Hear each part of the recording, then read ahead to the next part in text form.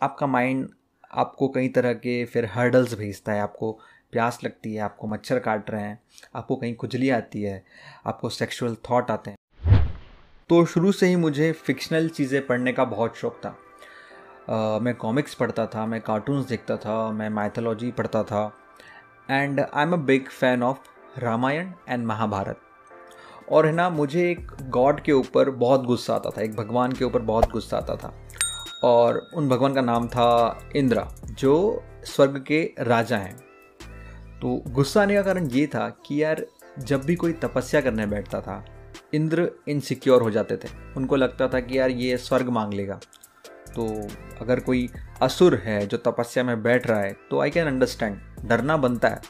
But जब कोई ऋषि मुनि तपस्या करने बैठ रहा है, जब कोई राजा तपस्या करने बैठ रहा है, जब कोई नॉर्मल आदमी तपस्या करने बैठ रहा है, तब भी वो इनसिक्योर हो जाते थे और फिर कई तरह के हर्डल्स भेजते थे, बारिश करवाते थे और फिर अप्सराएं भेजते थे।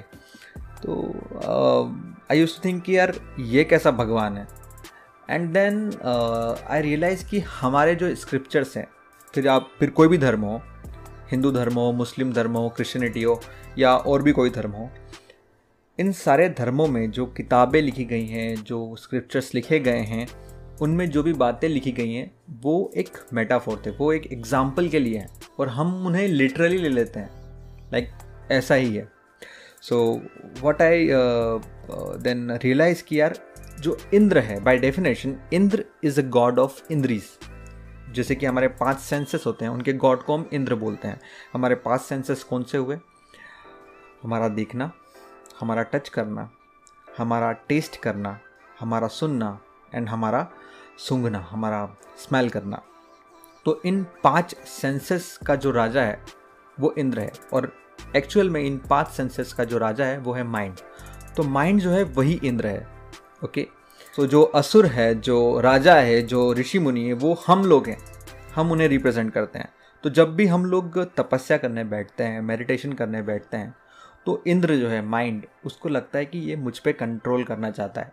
एंड देन आपका माइंड आपको कई तरह के फिर हर्डल्स भेजता है। आपको प्यास लगती है, आपको मच्छर काट रहे हैं, आपको कहीं खुजली आती है, आपको सेक्सुअल थॉट आते हैं, अप्सराएं भेजी जाती है आपके सामने ताकि आप मेडिटेशन से क्विट कर लें।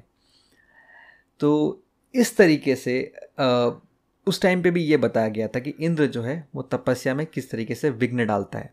और आज भी जब हम मेडिटेशन, तपस्या करने बैठते हैं, तब इंद्र जो हमारा माइंड है वो कई तरह के हर्डल्स भेजता है।